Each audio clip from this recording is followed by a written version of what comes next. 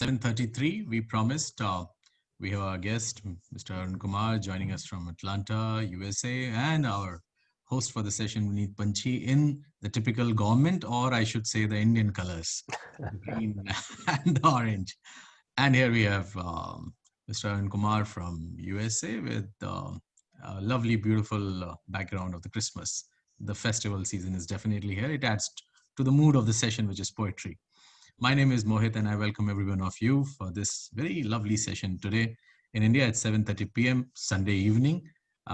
What better than listening to poetry, and that too with two very distinguished people who have joined us for this session. Uh, Good evening yet again to all the patrons of City Book Leaders and the patrons of amazing listening and meaningful conversations. We are a social knowledge exchange at City Book Leaders with books as our identity, and the core of our purpose is only related to um, beautiful conversations, but our core definitely comes from books. There's a disclaimer that I would like to say that we don't promote education or literacy in any way, and not even the reading for that matter. It's a byproduct, I must say. And in a very poetic language, it's something that comes as more as a poetic freedom in our kind of work.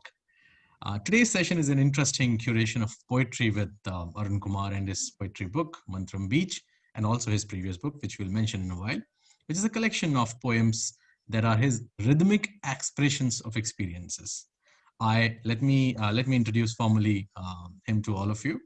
Arun M. Kumar is the chairman and CEO of KPMG in India. Is an accomplished global executive with experience spanning multiple sectors from high technology to government and many geographies from Silicon Valley to India. Most recently, Arun served as the Assistant Secretary of Commerce for Global Markets and Director General of the US and Foreign Commercial Service in the Obama administration. Before his tenure in public service, Arun was a partner and a member of the board of directors at KPMG LLP. He led the firm's West Coast management consulting practice, serving major global clients as well as emerging Silicon Valley ventures while creating thought leadership to advance business practices. Previously, he himself has been an entrepreneur. He was the founder and CEO and CFO of three technology ventures. He's a member of the Council of Foreign Relations, New York. Arun has authored a book of poetry before this book as well. That's Plain Truths. That was almost a decade ago, 2010. But that's no signal that the next book will take another decade, I guess. Co-edited a book, Kerala's Economy, Crouching Tiger, Sacred Cows, which was in Mm. 2007. And ladies and gentlemen, let me tell you how I came across Arun Kumar's book. I was actually searching for some books on cows. And that's where this book actually popped out in the Amazon search. And I actually thought there's another author who has written a book on black economy. His name is Arun Kumar. And I thought he's the same author, possibly because this is also about Kerala's economy. And also to Mm. all the people who have tuned in, let me tell you, we also run bi-monthly show, which is all that's Kerala, which is all about Kerala. So somehow I thought there's a divine connection. And let me tell you, poetry, I don't know even the meaning and the spelling of poetry properly. And that's where we requested none other than Vineet Panchhi to be our host, and he graciously accepted, despite the fact that for the last 10 days he's on road. And the kind of amazing places he is going, people who follow him on his social media Mm. platforms, you can imagine he's traveling the entire country, bringing so much amazing experience and memories. Um, to the lovely bio of Arun Kumar, now I formally introduce Vineet Panchhi to all of you, who's an accomplished entrepreneur, a passionate poet, a remarkable movie maker, an adventurous biker, a connoisseur of whiskeys, and I must say, Yaron Ka Yaar. That's what Vineet Panchhi is. And you can feel that I'm in a poetic mood today. So I'm trying as much as I can, despite the fact that both in English as well as Hindi poetry, I used to fail in my college days, school days, not the college days. But yes, I'll try to make up. I now leave these two similarly looking and superbly talented gentlemen to enlighten us and take us onto the journey of the Mantram Beach. I welcome you all on behalf of our partners, Word of Mouth Media, Right Walk Foundation, and Javisa, the Art of Good Living. And I'm actually sipping my tea and kara in this lovely mug that they have just sent to us. And also to the Aleph Book Company here in India, who's the publisher of the book. Thank you, ladies and gentlemen, yet again. Let the lovely session begin. Thank you, Mohit. And you're way too accomplished to pretend like you don't know what poetry is. So if the idea was to sound modest, you haven't sound modest. Okay, we know how you run city book leaders, and we know the kind of work you've done. And thank you very much for the kind of work you're doing, not just for India but for people across the world. I must also say that city book leaders has brought an absolutely fresh way of looking at books again. A lot of people need to read a lot more, and I'm glad you're doing it. So thank you, Mohit. And Arun, thank you very much, and good morning. I know you're in Atlanta, Georgia. I don't know, is it cold there yet? I mean, Cold, it, 1 degree centigrade, all around right. that. Don't even tell us that. 1 degree centigrade in India is way too cold, right? For us, cold is, well. I'm in Hyderabad right now. It must be about 18, 19. I'm already wearing a half jacket. So, um, good season to be in Atlanta, I guess. Um, I would like to tell the audience how I want to structure the program today. My way of looking at poetry is, whilst when you read the words, it makes sense to you. But if you understand where they came from, what the author was thinking, what the poet was thinking, what was the perspective that they wanted to bring to the world, poetry starts to sound so much more. So if you can get that context, if you can understand who was it that wrote it, in what frame of mind was that person, what is it that the person really wanted to say to himself, which is what most poets do, and by that, what kind of meaning can we draw from their work? We'll delve into that. I'm also going to talk about a little about what is it that has influenced Arun. Those are some of the questions I intend to ask. So let me get straight into that. What does poetry really mean to you, Arun? I know these are short poems. I was just going through Mantram Beach, and I realized that I write really long form, right? My poems would run into 3 or 4 pages. And every time I, looked at it, I said, this is kind of complete. And so I was thinking, do I really need to write 4 pages to say what you're saying? What is your sort of poetry? Tell me a little about your writing style. First of all, thank you, Mohit, for having me, and Vineet, it's great to be with you here.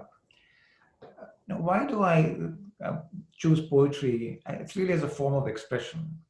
And in my own case, so far I've been writing fairly short, concise poems. I That appeals to me, and for me, a lot of the challenges in trying to convey as much as possible in as few words as possible. I do understand that writing longer poems is has its own appropriate challenges, and it's actually quite an accomplishment. If you're writing long poems, I take my hat off to you for the ability to do that. I sometimes think I would like to attempt that at some point, but for me, what's appealed to me is using few words, trying to pack as much into few words, and often as simple words as possible. That's what's appealed to me. So why do I write? I write really to express myself, but also write to connect. I feel that if I were writing for myself, it would be very self-indulgent. I feel I write for the reader. I feel I write to connect with people, to find something common uh, with the reader. So that is why I write, to make that connection. So did you ever consider writing under a pseudonym? Did you ever give yourself a pseudonym to write? I never really thought about that, and but and considering if that you my were, name is getting mixed up with another that's what I'm author, saying. sure.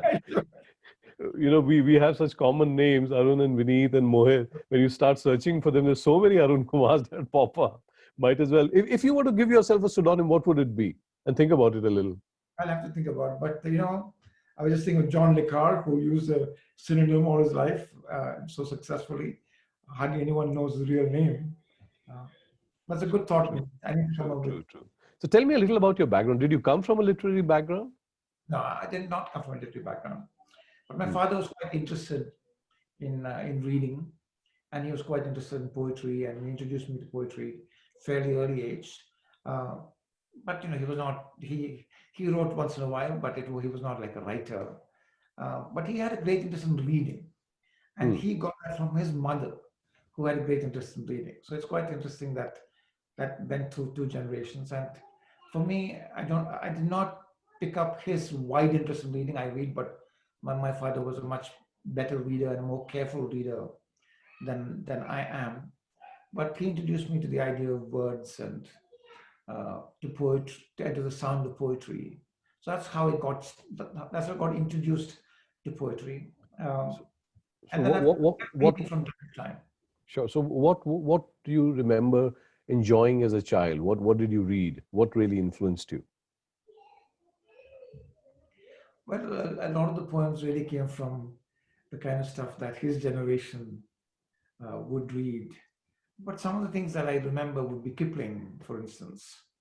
There's a lot of Kipling that I guess he picked up Kipling because Kipling also wrote for younger people. Yeah, if and I think Kipling, interestingly enough, is a poet who's I think going through a renaissance right now. People are going back to Kipling yep, in many ways. So he's yep, one. But then Wordsworth and Keats and Shelley, all the classic poets. sure. I was introduced to all of them. You talked about a mood, and you asked about what kind of mood brings one to write, and I was immediately struck by the mood of Coleridge when he wrote Xanadu. Uh, so Hmm. And did you write as a child also? Did you start writing early? yeah, I know, but sporadically. Hmm. It started more seriously much later. Hmm. So if I was to ask you, when did you realize that there was a poet inside Arun Kumar? When did you see one of your, you know, poems and you said, well, this is worth kind of showing to some people around? But I don't know if I still believe there's a poet inside Arun Kumar, but I'm striving to to to do better with the craft of poetry. Hmm. Um, I think it occurs to me when people read it and say, I relate to that, I get that, I see it exactly that way. That's when I feel, okay, maybe there is something poetic. Uh, Hmm. but I'm not sure I would consider myself, a poet. So, That, when I was naturally, doing a little bit of research around you, Arun, and there's so much work in business that you've done. There, very interesting articles. There, very interesting interviews that I saw, and I was wondering, would you describe your working day to me, and then also tell me where exactly do you find time for poetry? Completely, you know, comparisons are drawn between the kind of work you do. I mean, I hardly expect you to be a poet, honestly. but my working day is very, you have meetings, you discuss issues. There are times when you're making speeches to larger groups of people. I did a lot of that when I was in the U.S. administration. Hmm. So those are the kinds of things that one does, that I do. Time for writing. Originally, I found time for writing when I used to be on long flights. My first book has a poem, in fact, called Plain Truths. Plain truth. Is that a pun on? Although the title of the book is a pun on that poem. Yeah. So I used to write, but that hasn't happened in a while. Nowadays, what I do is I jot down some ideas that occur to me, and then I find time in between things uh, to hone it. Hmm. So tell me, how does your poem really develop? Take us through the process and stages of what would you say is the process that which you write? For me, it really develops through some kind of observation, something that I see or something that someone says. Hmm. And in those cases, it's almost like a poem is being gifted to you. I didn't really come up with it. Somebody said it or I saw something. So the best analog I can think of is a photography where you see something and the photographer tries to see it with a special angle, an angle that that appeals to the photographer feels will appeal to other people. But it's the same thing that everybody sees. So I try to think of my poems as, in a way, as verbal photographs, verbal pictures. Oh, I see interesting. something, strikes, but then when you write, it's more than just the two dimensions of a photograph. And when you write, you can travel through time. You can go back, you can go forward, you can go to other places, you can make those connections. And that's where it differs from photography.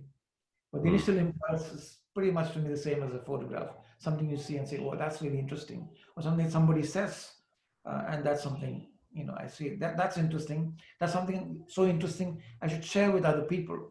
Hence, the need to communicate or to write.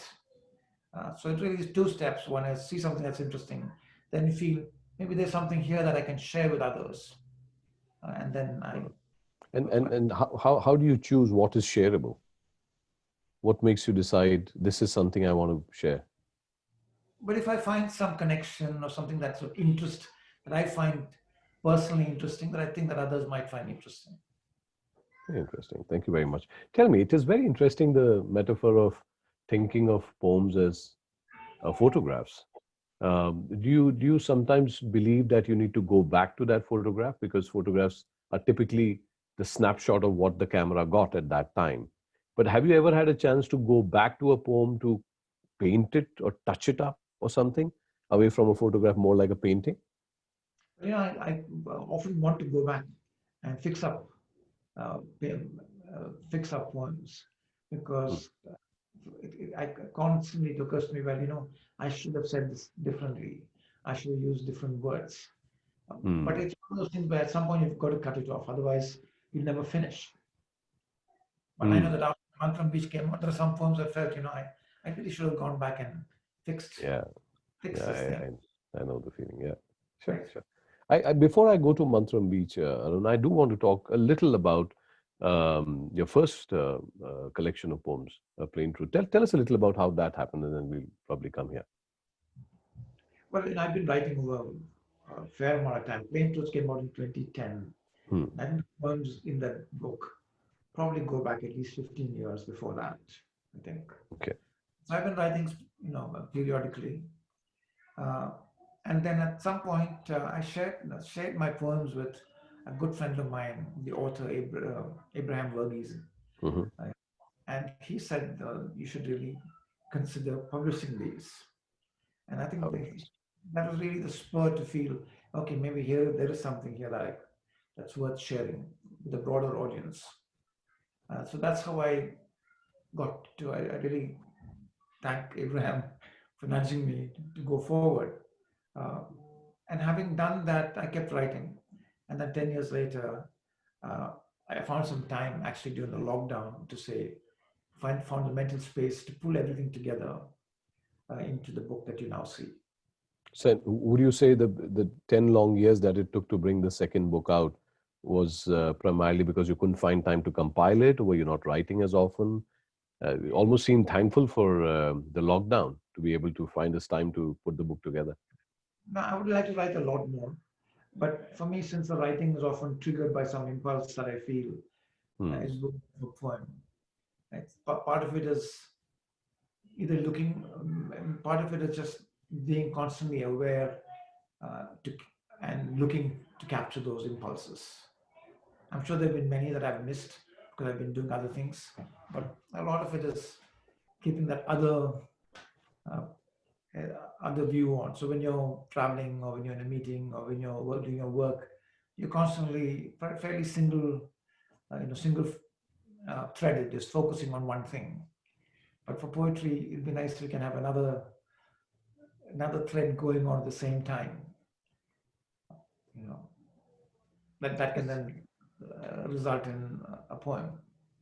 Interesting. Let's move to Mantram Beach then. The reason we're all here. Tell me a little about what went. I know there are about what 45, 46 poems in Mantram Beach. I might be wrong by one or two here. And starting from visiting the old hometown to what was the last one? Life's accounting. Yes, yes, and we are going to talk about both those because that, and I'll just name a few that caught my eye. Naturally, Mantram Beach itself. Um, Vineet, searching, if I can add the historian's view and the yeah, photographic view you just mentioned, sure, sure. I think one poem that um, um, caught my attention was Samarkand. Hmm. This is something which only Samarkand is an observer's sound of eye can see. Samarkand is silence. That's Yeah, fantastic. and it is like 200 years of history of Afghanistan and the northwest province, which is so uneasy. Yeah. And now he actually brings it, and I think I would love to listen it either from you or from Arun on this poem and to start the journey. Possibly, this is a history of 200 years and the present, which is stuck. This is a brilliant observation. You can paint a picture or a photograph on that. You're absolutely right. In fact, I was reading Samarkand not too long ago, I think earlier this morning. And my family actually comes from those kind of areas. We come from the Northwest Frontier Province. And the line that caught my attention really was the sound of Samarkand is silence.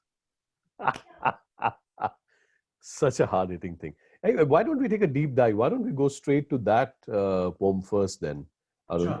Sure. Maybe, I could request you to read it for us, and we could discuss that a little bit and then go to the other ones. Certainly.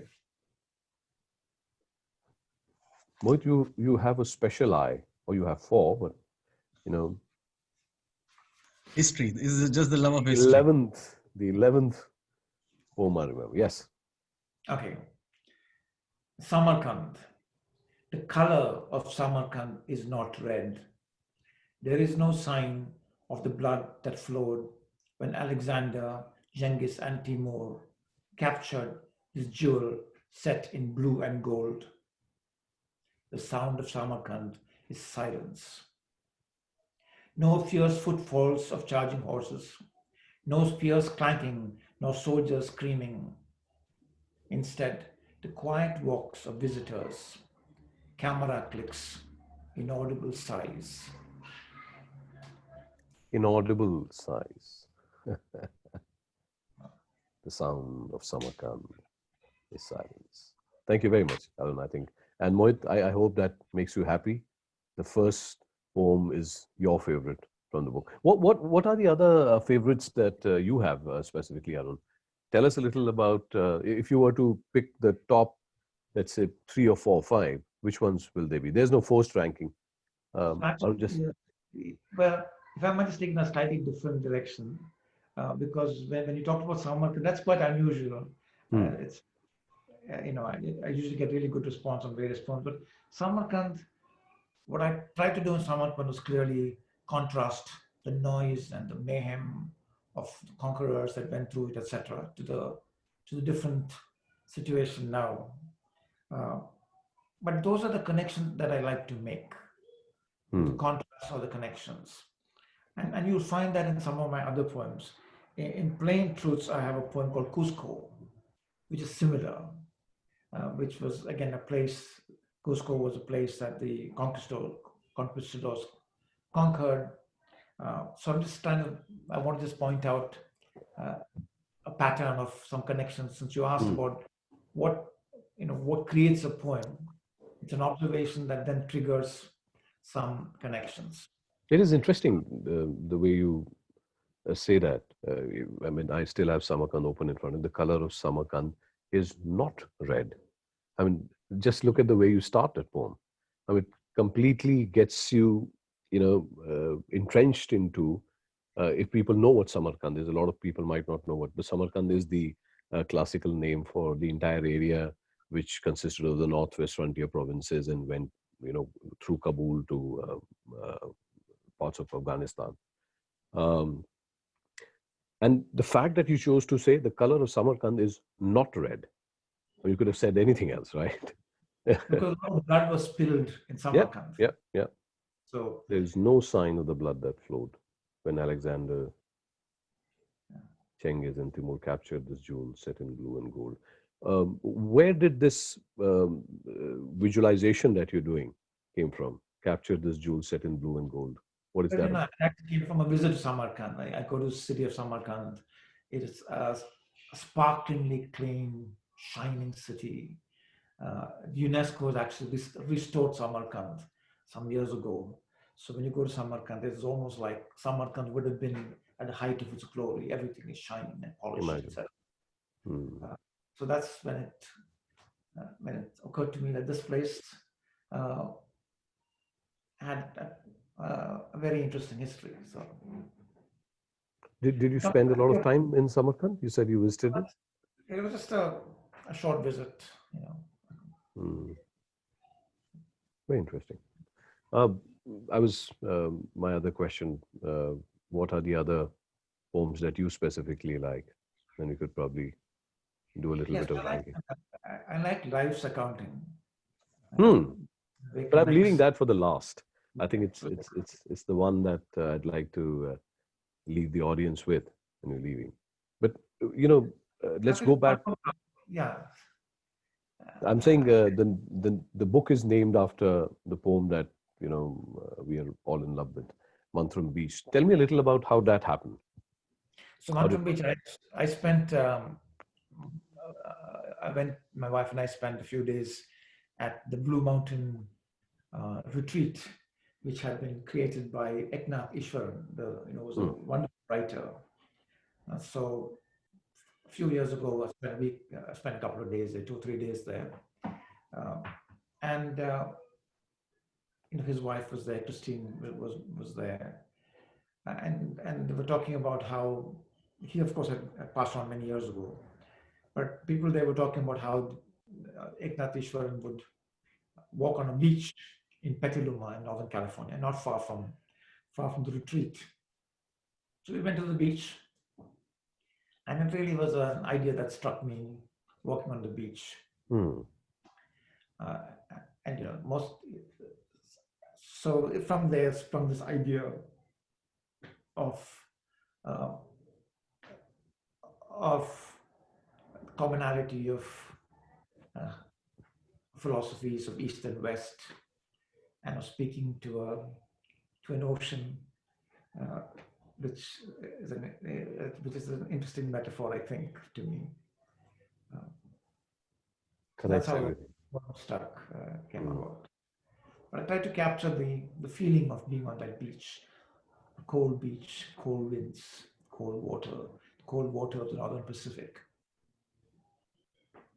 It'll be really interesting for us to hear you read it, and maybe you could then, describe a little bit of what was happening in your mind when you wrote this. I see almost 3 or 4 different scenes when I was reading this within the poem, and the scenes change with every few lines. Every 3 lines, I could see that a little bit of your vision has changed. Almost like you took a picture here, and then you said these 3 lines are this picture, and then you saw somewhere else. And so it'll be very interesting for you to describe what was happening when you took these pictures. Yeah, and I'll try to explain what I was trying to do with the poem. So Mantram Beach, walking this crescent of sand, ringed by the cliffs of Marin, Ishwaran and Christine, seekers from the east and the west, whispered seers' secrets to a thirsty Pacific. Words from Krishna, Gautama, Christ, Saint Francis of Assisi, words to penetrate the fogs of the mind's confusion, words with the Fresnel focus of the headland lighthouses. Walk this crescent chanting the mantram of Shiva. Let the rhythmic ocean salve the suffering mind. Let the cold water, the cold winds cleanse you. Waves that erase footprints and follies. Waves that carry the wisdom of the past and present. Waves that fill every interstice of your being. Chidananda Rupa, Shivoham, Shivoham. Chidananda Rupa, Shivoham, Shivoham.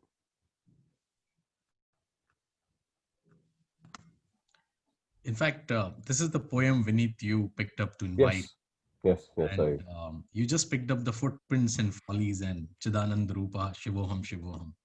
And what I could observe when I read the poem for the first time, I think it's like an inner GPS which is running, and it's going hither and thither across multiple time zones, as well as multiple philosophies, if you see, and religion as well. And I think if I can take the liberty of asking this question to Arun here is it needs a lot of depth in terms of understanding these philosophies as well. And I think that's what you connect.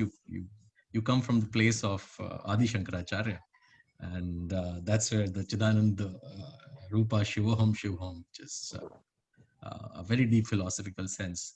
And if you can enlighten both Vineet and I, as well as all the people who have joined in very curiously, on specific parts of while you were actually, I should say, collating these lines together.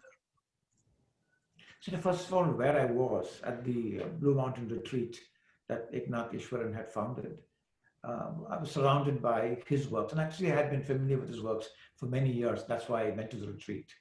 But he's very nicely articulated the Bhagavad Gita, the Dhammapada. He's put together writings of Saint Francis of Assisi.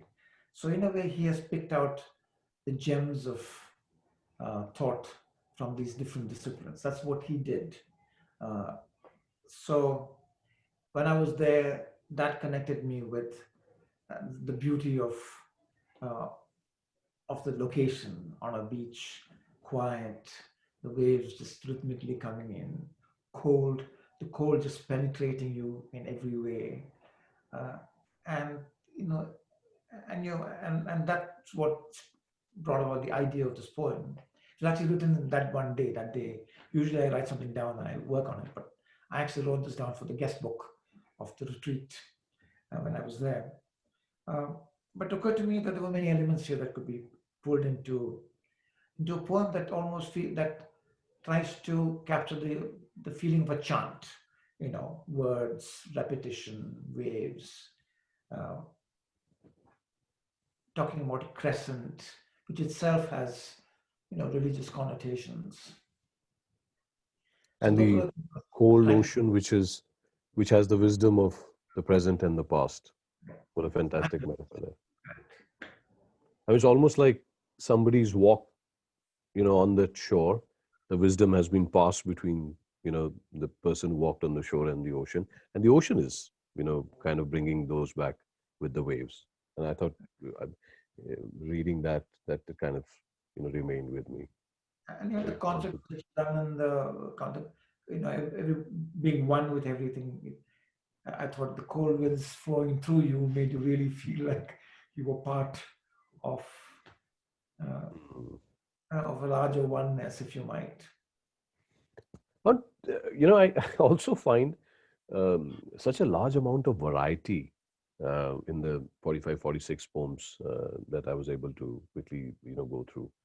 Um, there is, of course, uh, poems like Mantram Beach, which kind of, make you think, they stop you, they create silence for the reader. And then there is Wedding, you know, if you could go to that poem, I'd like to just tell our audience what they can expect from the book and what is it that, again, tell me a little about what you were thinking when that came about. So this is really again another picture. I'm viewing this. It's my son's wedding, and she's being married. My Hmm. it's a, my son is marrying. Actually, that wedding was right here in Atlanta, where I'm speaking from many years ago, where the person who's officiating is her professor, who happens to be quite interested in conducting Vedic weddings. He's an MD professor. Hmm. So it's really that picture that sparked the idea of this poem. So let me read it out and then we can talk about it. A wedding. Standing by my son, doe-eyed delicate, she confidently accepted his ring as her professor, officiating, explained the tradition of the Vedic wedding. Now she's my son's wife, a new daughter in our family.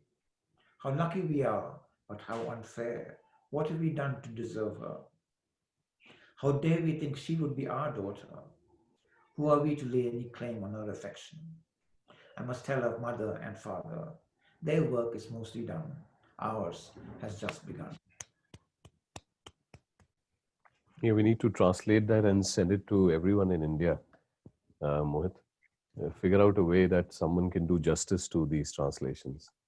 We must, in fact, I would recommend Vineet you to actually do the So translation. this is Who can be a better person than you to actually do way. that in your special way that you do?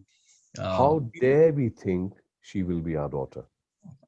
Who are we to lay any claim on her affection? I must tell her mother and father. It almost seems like standing at the wedding.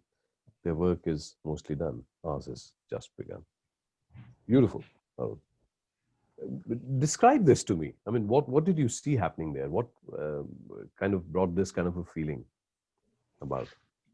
But partly it's partly in India, there's this feeling, certainly in the north, that once someone marries, a woman marries into a family, that family is your family. Like it's like you leaving your own family and you're adopted by, you have to become part of the bridegroom's family. Where I come from in Kerala, actually, it's the opposite. It's like mostly It's a woman's family that the man ends up joining. So it's a different thought. It just occurred to me that how can anybody just assume that just because someone's getting married to someone, that person's going to be part of your family? You have to earn that. True. So that was the idea that occurred to me. Hmm. Uh, I'm presuming reading this one that she's not from an Indian family. No, she is. She is. Okay. Yeah, lucky family. Hmm. Mohit, what are the ones that you really liked in the book? I'll tell you which ones I liked. Then maybe we could ask Arun to go to them. I made a list. I think the book is definitely a wonderful gift to be given uh, anyone who understands poetry, or even if he or she doesn't understand poetry. The most clever and the most beautiful one is definitely the last one, which is the index of all the Hmm. first liners of the poem. And if you read it, it's actually just not an index, it's a poem in itself. Yeah, Hmm. he did. I was wondering why is it so that Satya Nadela's blurb is not in the form of a poem, which could have been done smartly into a decoded into a softer and a micro poem, I must say. And I'm Hmm. just playing with the words here. But the last one, which is the index of the first line of all the poems, is a beautiful one, and I would recommend everyone to actually pick this book. And Vineet, before we come to your favorite and ask Mr. Kumar to recite it, there's a very lovely question that has come, Hmm. which is from Naomi Caligaro. And she is, I'm sorry if I'm not able to understand from where this question is coming from the geography wise. But the core of the question, in fact, let's say a feeling has also been expressed in terms of thanking you for sharing such beautiful poetry book. And the question is, mm, just a second, it's a long one, so I'll have to Yeah. read it. So the question, I'll read it for you. It Please, tell me. says, Arun Kumar, firstly, thank you so much for your sharing. Beautiful. Secondly, my question to you, do you feel that better decisions might be made in the business world if business people were encouraged to express in poetry their feelings regarding the environment and their fellow human beings? I think we'll take that question. And she adds, my own experience in the business world as a former audit senior at KPMG and a former international corporate troubleshooter is that there is generally a disconnect with members of the business. I think that's what she means. So the question really is, would it help people in corporate environments? Should they be encouraged to express in poetry their feelings regarding the environment and their fellow human beings? Well, first of all, great to reconnect with somebody who worked at the firm that I work at. Um, I think the question also had something to do about treating land and people with appropriate reverence. Uh, and I'm just trying to make a connection from that to using poetry. Uh, I think one aim of poetry is to connect with people, as I said in the beginning, to say things in a way that others connect with that or feel empathetic with or say, I agree with that. That touches a chord in me. That's exactly how I'm thinking, or maybe that's how I should be thinking. So that would be an aim, in my view, of poetry. And if that can be applied to connecting with uh, people, land, the ecosystem, feeling that one is part of that. So in Mantram Beach, to some extent, that is what one tries to do, connecting the Pacific Ocean to various human thoughts, uh, trying to find some kind of a unity that reinforces each other, that reinforces reverence in that case for an ocean, but also for the thoughts of Gautama and Christ and so on.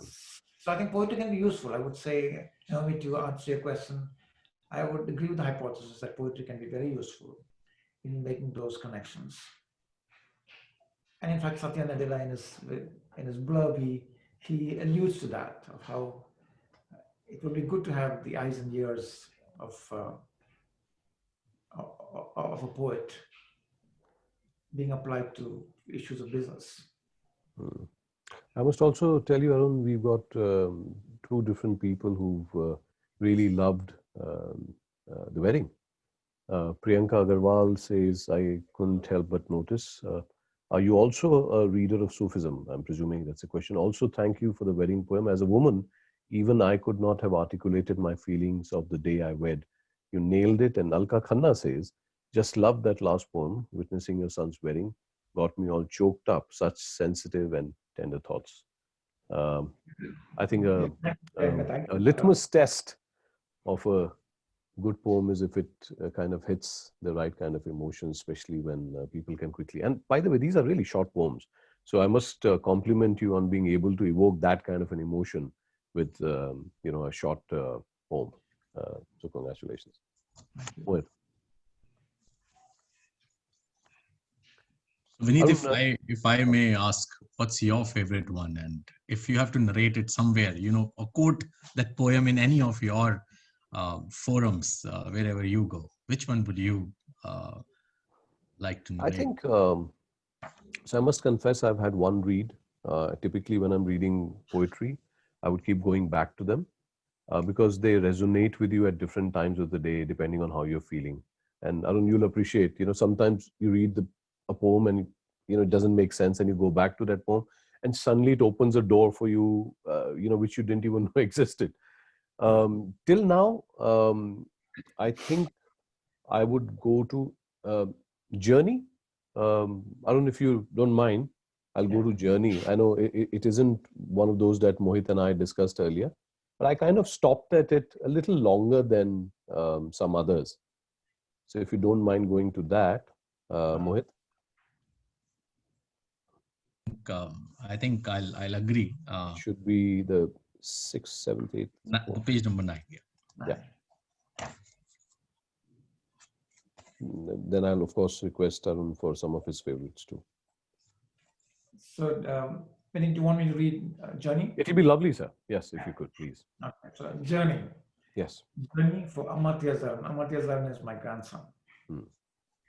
Traveling across the country to see my grandson, delayed in Chicago airport on Christmas Eve, a pause forced by Midwestern storms. I sit back to view the passing show of passengers, aiming to unite with parents, grandparents, siblings. A father tries to amuse his year-old son. Christmas time journeys began 2,000 years ago. Melchior, Balthasar, and Gaspar were guided by a star to Bethlehem, bearing gold, frankincense, and myrrh. Our transits are faster now, guided by satellite navigation, and set-wheel stars will not find new ways, and yet our stories will always be about journeys. Hmm. And I'll tell you why this resonated with me so much, Arun. So I've been doing a lot of writing around. So you'll find suffer, manzil, Hawaii, raste, a lot of these words in my poems. And my personal belief is that we are all going through a very long journey. It's just that, you have to sometimes stop and notice. And the ability that some of us might have is to just be able to pick pieces which other people also see, but they might not stop and notice as much. So when people ask me, what makes me write, I tell them similar to what you said. It's a picture in my head. I try and paint it. You of course take a picture, and it's a photo for you. But this last line again, our stories will always be about journeys, is the one that again resonated with me quite a bit. What stories exist other than journeys? I mean, every story, if you think of, is finally somebody's journey that somebody else has written about or there's a poem about. So yeah, thank you very much. Tell me a little about what was happening when this came about. So this, I was living in Washington, D.C. My son family were living in California. And it was literally what it says happened was I was traveling there to be with them at Christmas time and stuck in an airport, watching what was going on around. And that's when my mind took me back to journeys, Christmas time journeys in particular. So So, what does journey really mean? I mean, in your poems, one can actually see that every time you've written something, it's a piece of your journey, and you can literally read one of your poems, and one can imagine what might be happening there. You take people along on that journey. But what does journey really mean to you? I think journey is about observation, hopefully growing with observation, deepening with observation. But really, at the end of the day, it starts with, I think, observing. Hmm. That's how I say it. Um, Sometimes the observation may not be very deep. It may just be playful. It may. So Vineet, while you are mentioning about journey and Arun, you just mentioned about it, there's one poem which I must say must be close to everyone's heart. And in fact, I remember Vineet actually recited a poem. He wrote a poem about mothers, which actually was seen by many, and many people cried as well. And in fact, in your book, Arun, there's a poem which is Remembering. And I think Yes. The first line itself takes you into a different time zone and the level of empathy. Vineet, I think I would recommend if Arun, you should recite this, as well as Vineet, if you can recite your poem, which is on mother. I think it's a tribute to all the mothers who are here. Yeah. Sure, sure, sure. Okay, remembering. When I sat silently by my 80-year-old mother as she poured me tea, or walked slowly with her around the seashore temple early in the morning, listening as she took me back through the years to when she was a little girl. Hmm. The timelines and tumults of my world gave way to a simpler time, simple peace. That's what mothers stand for. Simpler times and simpler peace. The similarly sounding Arun, Vineet has a poem also. So, Arun, do you understand Hindustani well? Hindi and Urdu? Yes, please, Salini. Okay. So I wrote this because my mom's a Sardarni, and like most Punjabis go, she's very fond of feeding children with way more food than they deserve or need. And I've recently started to live close to her. And I usually have never raised my voice or anything. I've never been discourteous or disrespectful to her. But this one time, I think she must be pestering me to eat, and she has this way of keep coming back. She keeps coming back to you and asking for it. So I wrote this, and this is called "Maa Ki Bari." It's my mother's turn. It goes like this. मुलायजा फरमाइए में आपको बोलना पड़ेगा इरशाद तो Yeah, so we say Irshad. मुलायजा फरमाइए. ऐसा नहीं है कि मैंने माँ से कभी बदतमीजी से बात की हो या कभी ऊंची आवाज की हो. ऐसा नहीं है कि घर पे कभी भी उल्टे हालात किए हो या हरकतें ड्रामेबाज की हो, कभी भी ऊंची आवाज की हो. माँ को मेरे होते हुए कोई कुछ नहीं कह सकता. जो कहना है मुझसे कहो. थोड़ा कम समझने लगी है तो क्या, जो कहना है सूझबूझ से कहो, पहले मुझसे कहो. पर कभी कभी बड़ा इरिटेट करती है. एक ही बात बार बार दोहराती है. अभी तो कहा खाना नहीं खाना, फिर क्यों थाली लेकर चली आती है. इसका दिल रखने के लिए फिर खाना पड़ता है. खुद तो सुबह शाम वॉक कराती है. मेरी तोन जाने क्यों बढ़ाती है. थाली लेकर चली आती है. भूलने लगी है बेचारी, शायद उम्र भी हो चली है. भूलने लगी है बेचारी, शायद उम्र भी हो चली है. पर जैसे बचपन में हुआ करती थी, आज भी उतनी ही मन चली है. माँ की थोड़ी उम्र हो चली है. ये जो बार बार एक ही चीज पूछती है, बस यही परेशानी है. ये जो बार बार एक ही चीज पूछती है, बस यही परेशानी है. अभी जो कह कर गई, फिर दोबारा फिर वही, बस यही खींचातानी है. बार बार जो पूछती है, यही परेशानी है. तू कितने बजे आएगा, खाना क्या घर पे खाएगा.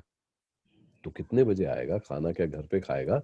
माँ के ये पूछने पर मैंने एक दिन लॉजिक लगाया. बोला, माँ एक बात कहनी है, आप बार बार एक ही चीज क्यों दोहराते हो.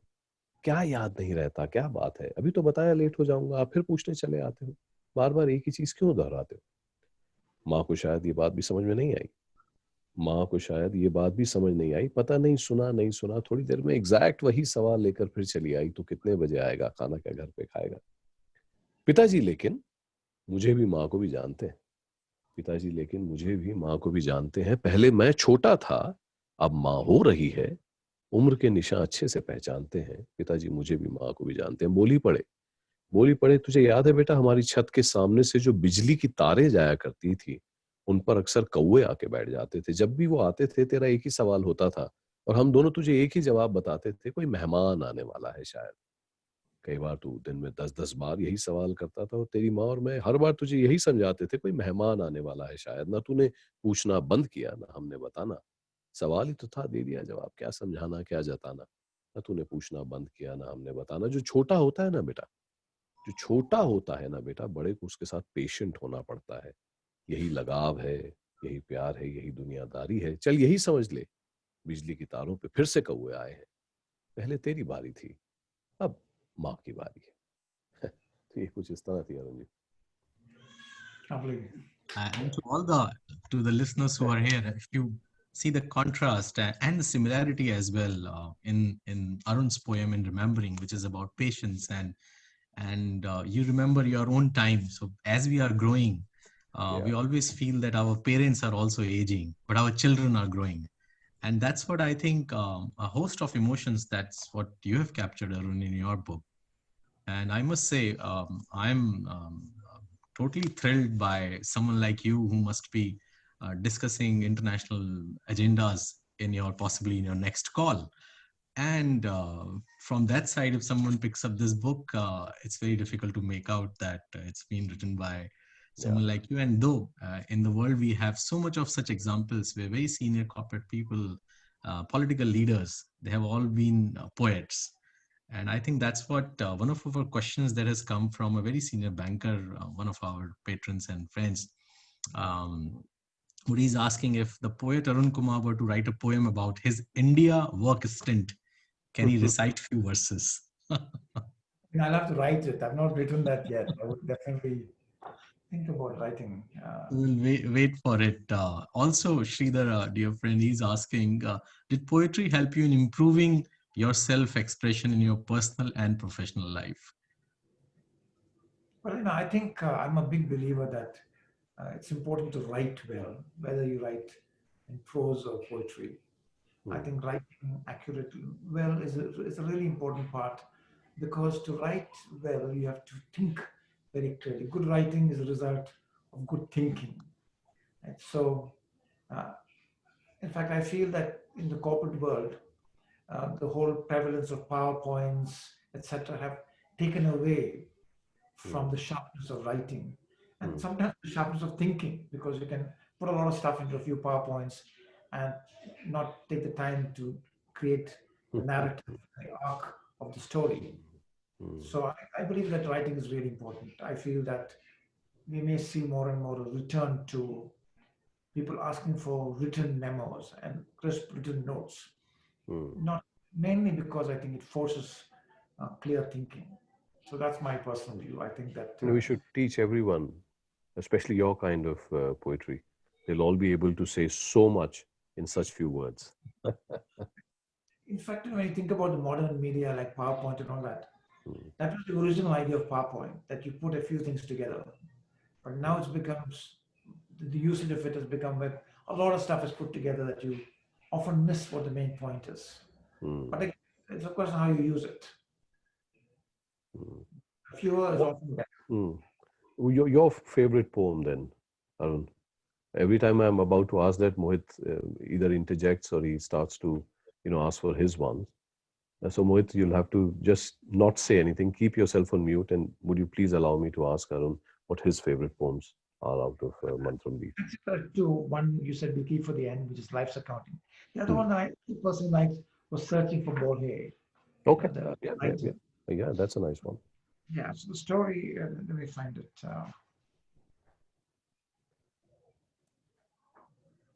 Page 24, sir. 24, yes, thank you.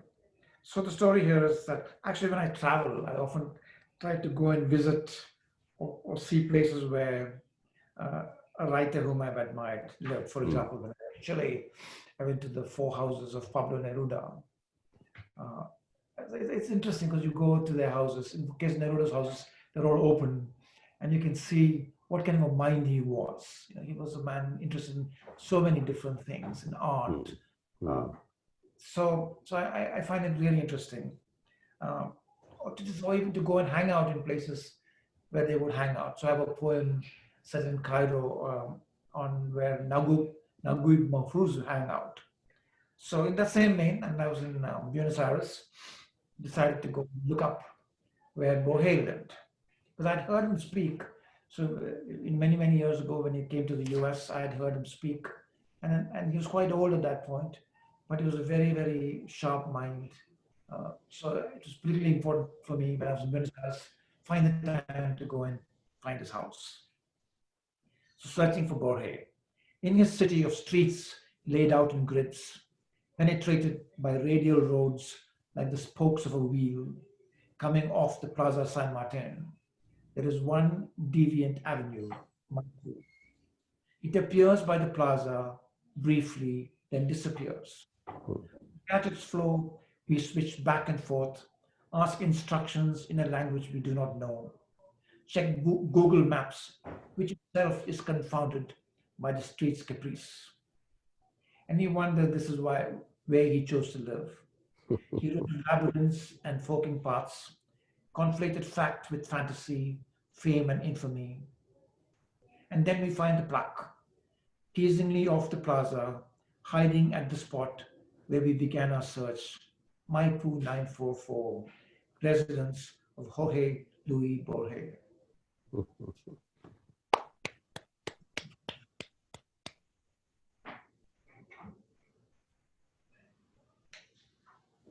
Again, every time, there's always one or two lines in every poem that would remain with me like the essence of that poem. And in this one, it would be,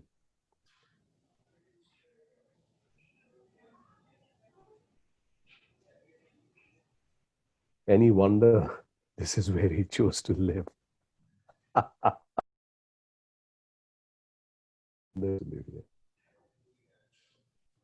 Tell us a little about how this came about, Arun. So, Borges' work, which I admire, he's written about, he's written about fame and infamy. These are the topics he has explored. Really, labyrinth entails things happening in different ways. So just the way we were lost trying to find his house, I imagined that was what his work was about roundabout ways of getting to things and then being surprised. So that's how the idea occurred to me. Fantastic. You literally, this time I'd say you painted it for us. I don't think this was a shot. This was not a photograph. This was, you took us through. Either it's a film, because each line kind of lays it out for us, almost one scene after the other. And then, of course, there's the opinion that I saw there. Any wonder this is where he chose to live. Almost like somebody standing there and talking to us and saying, come with me. I'll show you where he lived.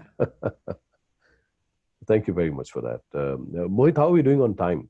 I just want to do a quick time check. I actually lost the track of the time in between. I was in different time frames, I must say. But yes, I think considering our own trend, we started on time. It's already 60 minutes. And let's now account. Should we ask Arun for the one that we've been waiting for? Let's go for the accounting one. All right. Life's accounting. A student once of Latin, Greek, the classics. She expounds upon accounting methods in terms fundamental, the basics of making smooth the closing process, of aging accounts unreconciled, of measuring failure and success. Outside, an eagle soars among skyscrapers, Lego stacked against a deep blue sky, distracting me from her talk of ledgers. The Bay Bridge spans azure waters, The smooth hills of the Diablo range beyond. But let's now focus on period and matters: aging, reconciling, closing. Beautiful, beautiful. Let's now focus on period and matters, aging, reconciling, closing. Life's accounting, as they say. Yeah. That's a Beautiful. takeoff on accounted life, the concept of the accounted life. Right? So that's the Of course. idea that I tried to have a play on. The final accounting needs to be done. Life's accounting. Yep. Mohit, um, because we chose this poem as the last one we'll ask Arun. Arun, do tell us a little about how this happened, or what was going in your mind when you wrote this. Actually, I mean, it's way deeper than.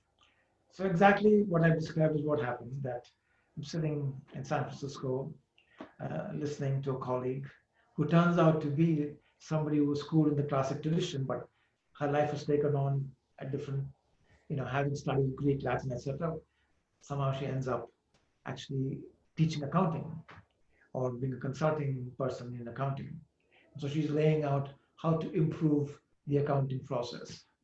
As I listened to her talking about reconciling, closing, these are the important things in life too. When there are disputes, how do people reconcile those things?